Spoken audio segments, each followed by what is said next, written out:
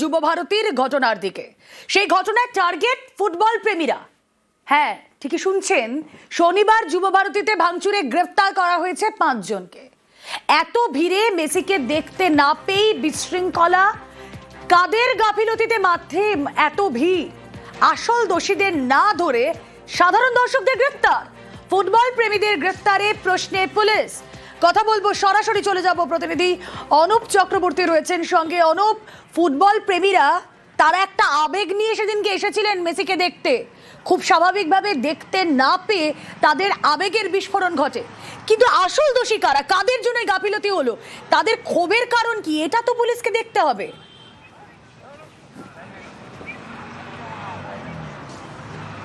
তা যুবভারতীর যে ঘটনা, সেই ঘটনায় কিন্তু একেবারে টার্গেট ফুটবল প্রেমীরা, এমনটাই বলা হচ্ছে। তার কারণ হিসাবে বলা হচ্ছে যে গত শনিবার যুবভারতী ক্রীড়াঙ্গনে যে মেসি ইভেন্ট ছিল, সেখানে কিন্তু লক্ষ্য করা যায় দর্শক যারা ছিল আসনে, তারা মেসিকে দেখতে না পেয়ে কিন্তু একেবারে দর্শক থেকে আসন থেকে গ্যালারিতে প্রবেশ করে, এবং মেসিকে দেখতে না পাওয়ার কারণেই গোটাই ঘটনা ঘটেছিল।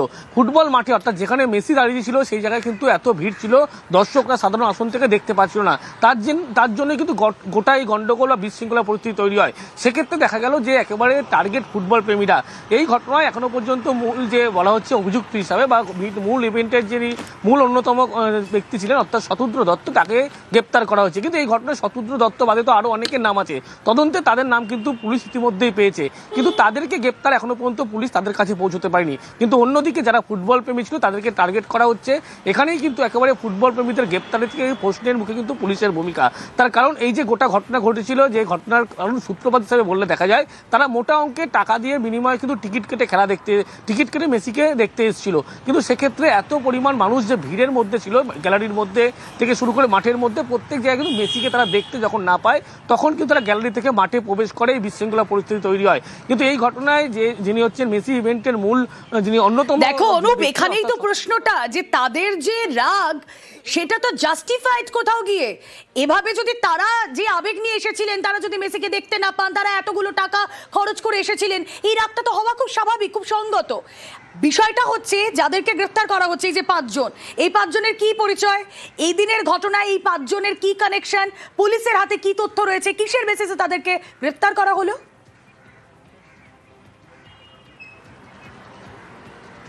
তবে এই 5 জনের কানেকশন বলতে তারা প্রত্যেক জায়গায় যে ফুটেজ, ক্লোজ সার্কিট ক্যামেরা এবং একাধিক মাধ্যমে দেখা হয়েছিল যে ফুটেজ, সেখানে কিন্তু দেখা যাচ্ছে তারা গ্যালারির মধ্যে, গ্যালারি ভেঙে ভিতরে প্রবেশ করছে মাঠে, এবং মাঠে প্রবেশ করার ক্ষেত্রে মাঠে কিন্তু একেবারে একাধিক যে সমস্ত ক্ষতিগ্রস্ত তারা কিন্তু পরোক্ষভাবে জড়িত রয়েছে। এই ফুটেজ পুলিশের হাতে আসে। এরপরে তাদের নাম পাওয়ার পরে দমদম, নাগেরবাজার, জ্যাংরা এলাকা থেকে ইতিমধ্যেই 5 জনকে গ্রেপ্তার করা হচ্ছে। আর এখানেই তারা প্রশ্ন তুলছে, টার্গেট করা হচ্ছে ফুটবল প্রেমীদের। তারা সাধারণ দর্শক ছিল, তারা মেসিকে দেখার জন্য আবেগ নিয়ে কিন্তু তারা বলা হচ্ছে যে তারা কিন্তু এসেছিল মোটা অঙ্কের টাকার টিকিটের বিনিময়ে টিকিট কেটে তারা দেখতে এসেছিল।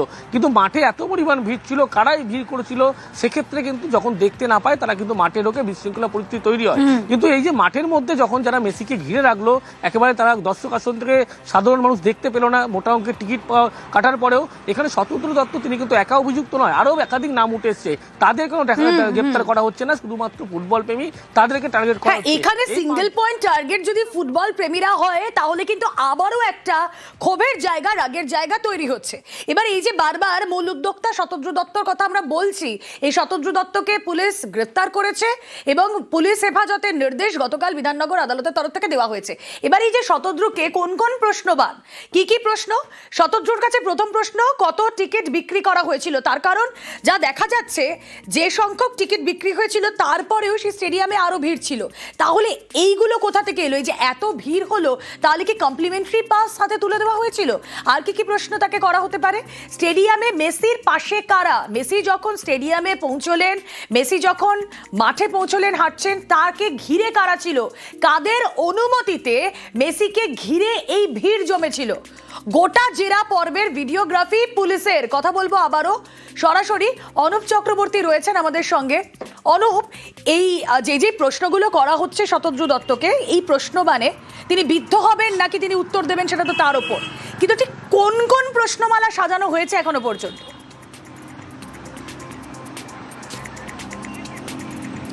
তবে পুলিশের পক্ষ থেকে সকালের পর থেকে কিন্তু জিজ্ঞাসাবাদ করে শুরু করা হচ্ছে। একদিকে ডিসি যেমন নিজে উপস্থিত রয়েছেন, এসি পদমর্যাদার আধিকারিক, অন্যদিকে তদন্তকারী আধিকারিক, তারাই এই ভিডিওগ্রাফির মাধ্যমে কিন্তু গোটাই জিজ্ঞাসাবাদ চালাচ্ছে। তার কারণ হিসাবে লক্ষ্য করা গেছিল যে গতকাল যে রাজ্য সরকারের পক্ষে তদন্তকারী কমিটি গঠন করা ছিল, তারা যে সমন্বয় গেছিল গাইডলাইন দিয়ে, সেই সমন্বয় রেখেই কিন্তু জিজ্ঞাসাবাদ করা হচ্ছে। কিন্তু প্রথমেই কিন্তু জিজ্ঞাসাবাদ করা হচ্ছে, পুলিশের পক্ষ থেকে জানতে চায় কত পরিমাণ টিকিট কিন্তু বিক্রি করা হচ্ছে। যে পরিমাণ টিকিট 35,000-এর কথা বলা হচ্ছে, কত আসল সংখ্যা কত, এই বিষয়গুলো জানার জন্যই তাকে জিজ্ঞাসাবাদ করা হচ্ছে। সাপ্লিমেন্টারি যে পাসের কথা বলা হচ্ছে, কত পরিমাণে সাপ্লিমেন্টারি পাস ইস্যু করা হয়েছিল, সেক্ষেত্রে এই পাসগুলো কোন কোন ব্যক্তির কাছে কত পরিমাণ গিয়েছিল, সেই হিসাবে তালিকা কোথায়, এই সমস্ত বিষয়। অন্যদিকে মেসি যখন একেবারে প্রবেশ করে মাঠের মধ্যে, সেই সময় কারা কারা ভিতরে থাকবে, মেসির পাশে কারা থাকবে, কার সাথে আলোচনা করেছিল, কি আলোচনা হয়েছিল, কিভাবে এই আলোচনা প্রক্রিয়া চলেছিল, যে মেসিকে যখন ভিতরে মাঠের প্রবেশ করবে কারা কারা মাঠের মেসির পিছনে থাকবে দাঁড়িয়ে, এই সমস্ত না করে সেখানে লক্ষ্য করা যায় প্রচুর পরিমাণে কিন্তু একাধিক ব্যক্তিত্ব সেই মেসিকে ঘিরে থাকলো, যাতে দর্শক আসলে কেউ দেখতে পেল না। এই ঘটনা ঘটে, কিন্তু পুলিশের পক্ষ থেকে এই সমস্ত বিষয় নিয়ে ইতিমধ্যেই গোটা যাবতীয় বিষয় খতিয়ে দেখা যেমন হচ্ছে, পাশাপাশি শতদ্র দত্ত তাকে কিন্তু দফায় দফায় জিজ্ঞাসা করা হচ্ছে। কারণ পুলিশের পক্ষ থেকে এই কয়েকটি বিষয় পরিষ্কার হওয়ার জন্যই গোটা এই প্রশ্নমান পুলিশের পক্ষ থেকে সাজানো হয়েছে। এবং অন্যদিকে বলা হচ্ছে যে টেন্ডারের কথা, যে টেন্ডারে দেওয়া হয়েছিল, নিয়ম না মেনে কিভাবে টেন্ডার দেওয়া হলো, কার সাথে আলোচনা করা হয়েছিল, এত পরিমাণ যে জলের বোতল থেকে শুরু করে কোল্ড ড্রিঙ্কস, চিপস প্রত্যেকদিনই নেওয়া হয়েছিল, সেগুলো কি উদ্যোক্তাদের নিজেদের জন্য ব্যবহার করা বলা হয়েছিল নাকি ভিভিআইপি যারা তাদের জন্য? এক্ষেত্রে এগুলো কি পুলিশকে আড়াল করে বিক্রি করার জন্য আলাদা টেন্ডার নিয়ে ছক করা হয়েছিল? এই যাবতীয় বিষয় নিয়েই কিন্তু পুলিশের পক্ষ থেকে ইতিমধ্যেই শতদ্র দত্ত তাকে জিজ্ঞাসাবাদ করা হচ্ছে। কিন্তু পুলিশের পক্ষ থেকে প্রথম প্রশ্ন অনুযায়ী দেখা হচ্ছে কত পরিমাণ টিকিটের সংখ্যা তারা বিক্রি করেছিল। কিছু জানা যাচ্ছে অনুপ, এখনো পর্যন্ত কোনো সদুত্তর কি শতদ্র দত্ত দিতে পেরেছেন?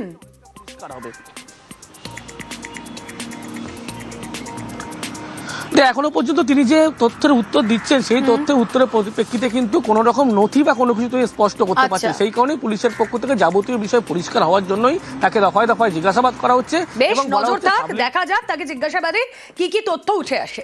এবার এই যে যুব ভারতের বিশৃঙ্খলা,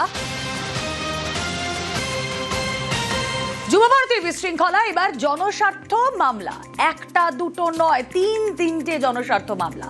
হাইকোর্টে জনস্বার্থ মামলা শুভেন্দু অধিকারীর, হাইকোর্টের নজরদারিতে তদন্তের আবেদন। জনস্বার্থ মামলা শুভেন্দু অধিকারী ছাড়াও করেছেন আরো 2 আইনজীবী। কথা বলবো, অর্ণব হাজরা রয়েছেন সঙ্গে। অর্ণব, মূল মামলাটি রাজ্যের বিরোধী দলনেতা শুভেন্দু অধিকারী করেছেন এবং তিনি অত্যন্ত গুরুত্বপূর্ণ 2টি আবেদন রেখেছেন। এক, যে মেসি মেসাকার বা মেসিকে ঘিরে যে বিশৃঙ্খল পরিস্থিতি তৈরি হয়েছে, তাতে একসঙ্গে যারা দেখতে গিয়েছিলেন মেসিকে, তারা যেমন বঞ্চিত হয়েছেন, হেনস্থার শিকার হয়েছেন, কেউ লাঠিচার্জ খেয়েছেন, পাশাপাশি যুব ভারতী ক্রীড়াঙ্গনেরও ক্ষতি হয়েছে। এই পুরো বিষয়টা নিয়ে বিধাননগর দক্ষিণ থানার তদন্তের ওপর আস্থা না রেখে এই বিধাননগর দক্ষিণ থানা থেকে তদন্তভার হস্তান্তর করা হোক, প্রথম আবেদন। কোনো ইডি বা সিবিআই সরাসরি এজেন্সির নাম না নিয়ে শুভেন্দু অধিকারী আবেদনে জানিয়েছেন ভারপ্রাপ্ত প্রধান বিচারপতি ডিভিশন বেঞ্চ তাদের নজরদারিতে একটা নিরপেক্ষ স্পেশাল ইনভেস্টিগেশন টিম তৈরি করে এই ঘটনা তদন্ত হোক। একই সঙ্গে চিফ মিনিস্টার যে সোশ্যাল টিম বা সোশ্যাল মিডিয়া হ্যান্ডেল থেকে যে তদন্তের কথা ঘোষণা করা হয়েছিল, সেটাকেও বাতিল করার আবেদন করেছেন রাজ্যের বিরোধী দলনেতা। একই সঙ্গে টিকিট ফেরত দেওয়া হোক, টাকা ফেরত দেওয়া হোক এবং হেনস্থার জন্য তাদের ক্ষতিপূরণ দেওয়া হোক। অন্যদিকে যুব ভারতী ক্রীড়াঙ্গনে যে ক্ষতি হয়েছে, এই ক্ষতিপূরণের টাকা আয়োজক সংস্থার কাছ থেকে উদ্ধার করার নির্দেশ জারি করে কলকাতা হাইকোর্ট বলে জনস্বার্থ মামলা করেছেন আইনজীবী ফিরদৌস তামিম। একই সঙ্গে আর্থিক পার্থক্যের বিষয় জড়িয়ে থাকতে পারে বলে এনফোর্সমেন্ট ডিরেক্টরেট এবং সিবিআই এর তদন্ত আবেদন রেখেছেন। এছাড়া টিকিট ফেরতের টাকা ইত্যাদি রয়েছে। আইনজীবী সব্যসাচী চট্টোপাধ্যায় আইনসঙ্গত নয় বলেছেন রাজ্যের অবসরপ্রাপ্ত বিচারপতি, হাইকোর্টের অবসরপ্রাপ্ত বিচারপতি অসীম কুমার রায়ের নেতৃত্বে যে উচ্চ পর্যায়ে তদন্ত কমিটি রাজ্য সরকার তৈরি করেছে। এক্ষেত্রেও হাইকোর্ট নিযুক্ত একটা তদন্ত কমিটি হোক, প্রয়োজনে বিচার বিভাগীয় তদন্ত হোক, এই আবেদন রাখা হয়েছে। কাল সকালে 10:30টার পরে ভারপ্রাপ্ত প্রধান বিচারপতি ডিভিশন বেঞ্চে পুরো বিষয়টা দৃষ্টি আকর্ষণ করার জন্য শুভেন্দু অধিকারীর আইনজীবী ইন্দ্রমল ভট্টাচার্যকে মৌখিক নির্দেশ দিয়েছেন এবং কালকের শুনানি, দৃষ্টি আকর্ষণ পর্বের পরই এই মামলা কালকেই শুনানি হবে নাকি চলতি সপ্তাহে শুনানি হবে, সে বিষয়টি নির্দিষ্ট করে জানাবেন ভারপ্রাপ্ত প্রধান বিচারপতি, এমনটাই আশ্বস্ত করা হয়েছে শুভেন্দু অধিকারীর আইনজীবীদের। বেশ, মাঠের এই ভিড়ে অদেখায় থেকে গেলেন মেসি। সাধারণ দর্শকদের স্বপ্নভঙ্গ যুব ভারতীতে। ম্যানেজমেন্ট নিয়ে প্রশ্ন প্রাক্তন ফুটবলারদের। দেখো, ফার্স্ট লাস্ট আমি দেখেছি মেসিকে যেখানে ড্রপ করেছে, আমার মনে হয় যেখানে ড্রপ করেছে সেখানে ড্রপ করা উচিত হয়নি। ওখানে সানরুফ ছিল গাড়িতে যদি ওনাকে একটা ল্যাব বা দুটো ল্যাব করিয়ে দিতেন হয়তো এই ঘটনা ঘটতো না। আর তারপরে যে ঘটনাটা হয়েছে সেটা খুব লজ্জাজনক ঘটনা। মানে এরম ভাবে এত লোক দেখতে এসেছিল যাদের চোখে জল পড়েছে, আমার মনে হয় এটা কাম্য নয়, এটা আমার মনে হয় অ্যাকসেপ্টেবল না। ও এসছে লোক পাবলিক দেখার জন্য, পাবলিক ওকে দেখবে, ও পাবলিকদের দেখবে, কিন্তু যা ওখানে ক্যাওয়াস হয়েছিল আমার মনে হয় এটা হওয়া উচিত হয়নি। কাকে কাকে দোষারোপ করবেন? দোষারোপ আমরা নিজেকে যদি আমরা ঠিক না করতে পারি, প্রলোভন যদি না ছাড়তে পারি, তাহলে এই ঘটনা বারবার ঘটবে। আমার বেশি জিনিসে মনে হয়েছিল যেটা হয়তো প্ল্যানিংটা হয়তো ওদের প্ল্যান ছিল বাট এক্সিকিউশনের অভাব ছিল। মেসি শুধু সেলিব্রিটি হয়, মেসি যখন এসছে তার জন্য আরো অনেক বেশি প্রোটোকল মেনটেন করা উচিত ছিল। বিকজ তাকে ঘিরে এত মানুষ ছিল যে আমরা মাঠে দাঁড়িয়েই আমাদের কাছ থেকে মেসিকে দেখা খুব অসুবিধা একটা বিষয় ছিল। আর যারা স্টেডিয়ামে রয়েছে তাদের জন্য ডিফিকাল্ট, কারণ দূর থেকে তারা মেসিকে দেখতে পাচ্ছে এবং দেখতেও পায়নি। ইনফ্যাক্ট একটা মানুষের একটা ঢল দেখতে পেয়েছে যার মধ্যে মেসি নিজের ছোটখাটো চেহারা, সেটা বুঝে আরো ডিফিকাল্ট। দায়ী সবাইকে নিতে হবে দায়টাকে, বাট অর্গানাইজ আরো ভালোভাবে হতে পারতো এবং সব থেকে বড় প্ল্যানিং থাকলে এক্সিকিউশনে বড় প্রবলেম ছিল। ম্যানেজমেন্ট পুরো আমরা যা ধারণা করলাম ওখানে এটা পুরো ম্যানেজমেন্টের ভুল আছে। ম্যানেজমেন্ট ভুলের জন্যই আজকে আমাদের চোখের সামনে যেখানে আমরা বড় হয়েছি, যেখানে এত নাম কামিয়েছি, সেই স্টেডিয়ামটা চোখের সামনে যখন দর্শকরা নেমে যেভাবে ভাঙচুর করছে, বা এটা আমরা কোনোদিনই কাম্য নয়, ভাবিনি। আমার অনেক বন্ধু এসেছিল, আসাম থেকে এসছে, দিল্লি থেকে এসছে, অনেক জায়গা থেকে এসছে। তারা যখন তাদের বাচ্চাকে নিয়ে মেসিকে এক ঝলক দেখতে পায়নি, তাদের যে রাগ, তাদের যে ক্ষোভ, তারা পুরো উগড়ে দিয়েছে মাঠের উপরে। অ্যাটলিস্ট আমার মনে হয় যদি একটা চক্কর যদি এরকম হুট খোলা গাড়িতে বা যে কোনো একটা গাড়িতে বসিয়ে, যেরকম আমরা সুনীলকে দেখলাম, ছেত্রীকে, তেন্ডুলকারে যখন দেখলাম যখন নিজের জার্সি দিচ্ছে, কোনো ডিস্টার্বনেস নেই পাশে, ও বাচ্চাদের সঙ্গে বল মারছে, আমরা তো এটা আশা করেছিলাম। হেন কোনো লোক নেই যে ওকে এক সেকেন্ডের জন্য তাকে ছাড়েনি। অনুমতি ছাড়াই যুব ভারতের এই মেসি কনসার্ট, শতদ্রু সংস্থার বিরুদ্ধে সরব আইএফএ, এআইএফএফ। যুব ভারতীতে আন্তর্জাতিক ম্যাচ যখন হয় তার ক্ষেত্রে কিছু প্রোটোকল থাকে, আইএফ এর অনুমতি সেখানে বাধ্যতামূলক থাকে। মেসিকে নিয়ে অনুষ্ঠান আন্তর্জাতিক ম্যাচেরই তো সমান। আইএফএ, এআইএফএফ কে না জানিয়ে যুব ভারতীতে যাবতীয় পরিকল্পনা হলো। আইএফএ কে কিছু জানানোই হয়নি, এমনটাই অভিযোগ আইএফএ সচিবের। যুব ভারতীতে বিশৃঙ্খলায় উদ্যোক্তাদের বিরুদ্ধে সরব এআইএফএফ এর প্রাক্তন সহ সভাপতি সুব্রত দত্ত। এরকম যখন একজন তারকা আসে, সেটা একটা আন্তর্জাতিক ম্যাচের সমান। মানে এরকম একটা গুরুত্বপূর্ণ ইভেন্ট, তার যে সিকিউরিটি প্রোটোকল, সেটা একদম মানা উচিত এবং সেই অনুযায়ী নিরাপত্তার ব্যবস্থা করা উচিত ছিল। এবং পুলিশের সাথে অর্গানাইজারদের কোঅর্ডিনেশনের অভাব আছে, বুঝতেই পারেনি, জানেই না যে কি কোথায় কি করতে হবে। 3-4 স্তরে এটা হয় একটা স্টেডিয়ামে। আজকে কলকাতায় কত আন্তর্জাতিক তারকা এসছে, কিচ্ছু হয়নি। মান সম্মানের যে ক্ষতিটা হয়েছে সেটা কোনো পয়সা, মানে টাকা পয়সায় মূল্যায়ন করা যাবে না। এত ক্ষতি হয়ে গেল। এখন আন্তর্জাতিক কোনো ইভেন্ট এখানে করতে হলে যে কোনো এফসি হোক, ফিফা হোক বা এআইএফএফ হোক, সবাই 10 বার ভাববে। আইএফএ কে অন্ধকারে রেখে যুব ভারতীতে মেসি ইভেন্ট, আয়োজকদের বিরুদ্ধে সরব আইএফএ সচিব অনির্বাণ দত্ত। এই পুরো ব্যাপারটাই কিন্তু আইএফএ এর কোনো মতামত চাওয়া হয়নি, কোথাও থেকে আইএফএ কে কোনো কিছু জানানো হয়নি। পুরোটা আইএফএ কে ডার্কে রেখে করা, এবং যেটা হলো এটা একটা বিরাট কলঙ্ক হয়ে থাকলো বাংলা ফুটবলের জন্য। এবং মেসি মানে এটা একটা আন্তর্জাতিক খবর, সারা পৃথিবীর কাছে যে চিত্রটা গেল বাংলার, আমার মনে হয় সেটা খুব ক্ষতি করলো বাংলার এবং ভারতীয় ফুটবলের। আইএফএ কে কিছু না জানিয়েই এত বড় আয়োজন, সরব এআইএফএফ এর প্রাক্তন সহসভাপতি সুব্রত দত্ত। আইএফএ একেবারেই জড়িত ছিল না, আইএফএ কে কোনো মানে গুরুত্বই দেওয়া হয়নি। যাই হোক, এটা একটা ব্যক্তিগত ব্যবসায়িক উদ্যোগ, এর তো কোনো দক্ষতাও নেই, অভিজ্ঞতাও নেই, এবং সে নিজে একা একা করতে গেছে, কারোর উপর নির্ভরশীল ছিল না। এরকম মেসির মতো একজন তারকা যার মানে জনপ্রিয়তা তুঙ্গে থাকে সব সময়, অনেক সময় হাজার হাজার কোটি টাকার ইন্স্যুরেন্স থাকে।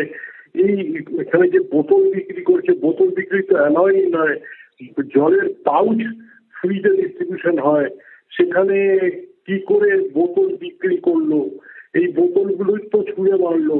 এটাতে যদি কেউ ইনজিওর হয়ে যেত তখন তো একটা বিশাল ব্যাপার হতো। ইন্স্যুরেন্স কোম্পানিগুলো তো মানে কি বলবো, যা ক্ষতিপূরণ চাইতো তাতে তো মানে কি যে হতো, যে ক্রীড়া প্রশাসনটা বা ক্রীড়া সংগঠনটা এটা সবাইয়ের জন্য নয়। It is not everybody's cup of tea. এর জন্য আলাদা দক্ষতা লাগে, অভিজ্ঞতা লাগে। আন্তর্জাতিক মানের অনুষ্ঠানের ক্ষেত্রে আইএফএ এআইএফএফ সঙ্গে যোগাযোগ রাখা প্রয়োজন, মত সেলিব্রিটি ম্যানেজমেন্টের ডিরেক্টর ভাস্বর গোস্বামীর। ম্যাচ করলে তো জানাতেই হবে, ম্যাচ করলে তো সেটা তো ফিফা প্রোটোকল বলছে জানাতেই হবে, আইন হচ্ছে তাই। বাট তুমি যদি কোনো সেলিব্রিটিকে আনো তাহলে তার কোনো দরকার নেই। দেশের ফুটবল সংস্থা তাকে জড়িয়ে নিলে ক্ষতিও তো নেই। আমি তো আমার ক্ষেত্রে তাই আই অলওয়েজ প্রেফার্ড কি ফুটবল অ্যাসোসিয়েশন বা তার সঙ্গে কাজ করাটা। মারাদোনার ক্ষেত্রেও কি তাই করেছিল? হ্যাঁ, আইএফএ কে সাথে নিয়েই করেছিলাম, এবং মানে তাতে সুবিধা হয় তো, তুমি এক্সট্রা হ্যান্ডস পাও, তুমি তোমার সাথে আরো অনেক বড় টিম পাও একটা। মেসিকে ঘিরে গত পরশু ভিড়ে ভিড়, এত ভিড়ে ফুটবলের বিশ্ব তারকাকে দেখতে না পেয়ে বিশৃঙ্খলা। প্রশ্ন এখানে, মাঠে এত লোক ঢুকলো কিভাবে?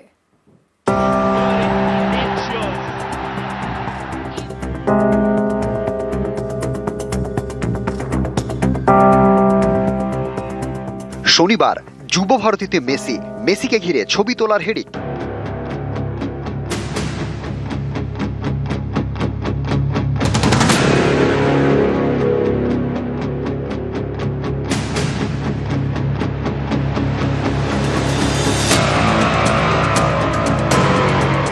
মেসির চারপাশে ভিড়।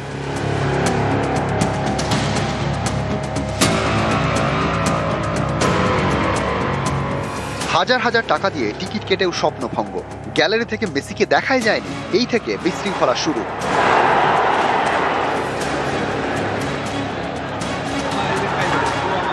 খালি মিনিস্টার, তাদের চেনা মেনা ক্যামেরাম্যান সবাই এখানে, কিছু দেখতে পাইনি।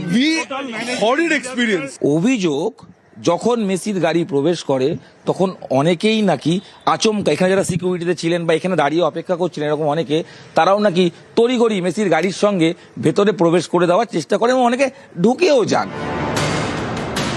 মেসি মাঠে ঢোকার পরেই তাকে ঘিরে বাড়তে থাকে ভিড়। কিন্তু এরা কারা, মাঠে ঢুকলেন কিভাবে?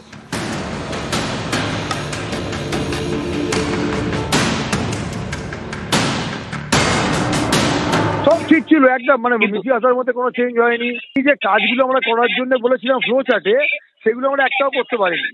বাচ্চাগুলোকে গ্রুপ করে যে ভাগ করে রাখা হবে 4টে কোণে 5 জন করে, সেই ক্লিনিকটায় উনি অংশগ্রহণ করবেন। তাও কেউই মাঠের মধ্যে থাকবে না, কিন্তু আলটিমেটলি প্র্যাকটিক্যালি ওইখানে কেউ মাঠ থেকে বেরোয়নি। আর প্রচুর মানুষ ছিল যারা কি সত্যি ইনভাইটেড ছিল।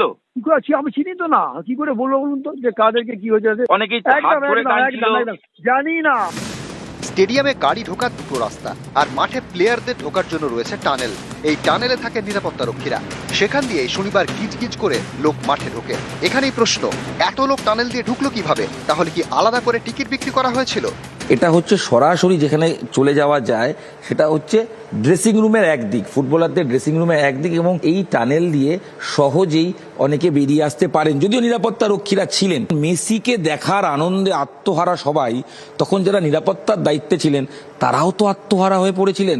তারাও মেসিকে দেখতে যখন চলে যান তখন এই দরজাও কিন্তু খোলা থেকে যায়, ফলে এখান থেকে আচমকা কেউ বেরিয়ে সরাসরি মাঠে ঢুকে যায়নি। তো একটা অভিযোগ আসছে যে প্রচুর মানুষকে এমনি ঢুকিয়ে দেওয়া হয়েছিল। কি করে ঢুকবে আমি তো এটাই তো বুঝতে পারছি না। যত লোককে অ্যাপ্লিকেশন দিয়েছি তার মধ্যে কিছু লোকের তো মানে ভেতরে ঢোকার পারমিশন দেওয়া হয়েছে, যারা মাঠে যাবে, মানে পারফর্মার, মানে মাঠে যাবে, কিছু পার থেকে বেরিয়ে যাবে। যে ছবি দেখা যাচ্ছে মেসি ঢোকার সঙ্গে সঙ্গে তাকে ঘিরে ধরা হলো। অনেক লোক দেখেছি যাদেরকে আমি ভালো মতন জানি না, চিনি না, বা এর আগে কোনোদিন সেইগুলো আমার সঙ্গে পরিচয় নেই। তারা কারা বুঝতে পারলাম না তো কারা কারা, আমি তো চিনি না বলছি। তারা ঢুকলো কোথা থেকে? তাহলে মাঠে ঢুকেছে, কোথা দিয়ে ঢুকেছে কি করে বলবো। নিউজ 18 বাংলা।